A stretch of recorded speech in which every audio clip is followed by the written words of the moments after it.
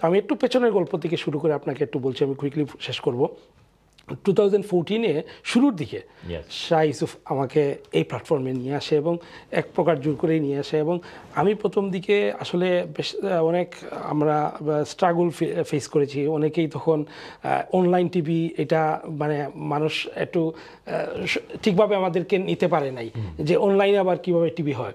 তো কালের পরিবর্তনে বর্তমানে দেখেন ঘরে ঘরে অনলাইন টিভি এবং অনলাইনের ছড়াছড়ি, কিন্তু সবচেয়ে বড় সমস্যা হচ্ছে যে বস্তুনিষ্ঠ এবং মানসম্মত অনুষ্ঠান এবং খবরের ব্যাপারে আপনি উৎকর্ষ আপনার মান বজায় রাখা, এই কয়েকটা বিষয় নিয়ে যদি আপনি চিন্তা করেন তাহলে LB24 এর সব কিছুই বজায় রেখে আসছে। এবং আমি যেটা আমার মিডিয়ার কাজের যে পরিধি, এর মধ্যে আমি যেটা শাহ ইউসুফের কাছ থেকে শিখেছি সেটা হচ্ছে যেটাই করবেন এটা পারফেক্ট যেন থাকে এবং এটা যেন সঠিকভাবে হয়।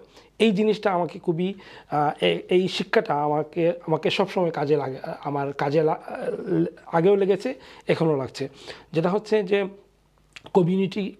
কমিউনিটির সবচেয়ে গুরুত্বপূর্ণ যে জিনিসগুলা প্রতিদিন আমাদের হচ্ছে বিভিন্ন ইভেন্ট, বিভিন্ন ধরনের প্রোগ্রামগুলো, এগুলো LB24 প্রথম এই প্ল্যাটফর্মে থেকে অনলাইনে আমরা সরাসরি সম্প্রচার করেছি এবং কানেক্ট করতে পেরেছি আমাদের তরুণ সমাজ তথা পুরো কমিউনিটিকে এই প্ল্যাটফর্মে নিয়ে আসার জন্য। যেটা আজকেও আমরা দেখেছি অনেকের কমিউনিটির ব্যক্তিত্ব যারা সম্মানিতরা রয়েছেন তারা এসেছিলেন আজকে এখানে, সবাই গুরুত্বপূর্ণ মতামত দিয়েছেন।